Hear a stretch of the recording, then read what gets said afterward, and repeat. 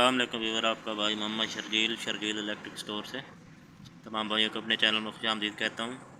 जो भाई नए वो मेरे चैनल को सब्सक्राइब करें, बेल आइकन प्रेस करें ताकि आने वाली हर नई वीडियो का नोटिफिकेशन आप तक पहुँच सके।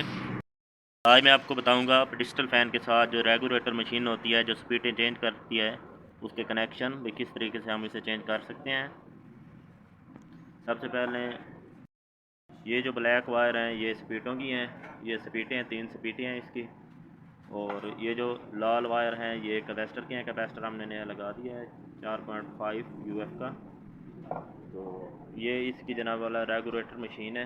तो अब इसके कनेक्शन मैं आपको करके बताऊंगा। ये जनाब वाला हम पहली वायर को लगा रहे हैं।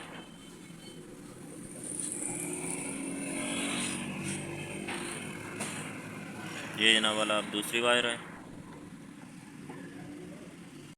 ये देखें जनाब, ये मैंने स्पीडों की वायरें लगा दी हैं। ये देखिए, ये पहली स्पीड हो गई, ये दूसरी स्पीड हो गई और ये तीसरी स्पीड।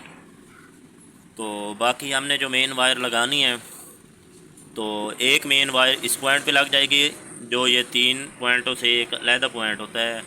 तो ये रेगुलेटर की मेन जो होगी इस जगह पे एक वायर लग जाएगी, बिजली वाली मेन तार जो पंखे की होती है। तो दूसरी लग जाएगी कैपेसिटर के एक पॉइंट के साथ, जिससे हमारे चक्कर सीधे हों, आगे की तरफ पंखा हवा दे।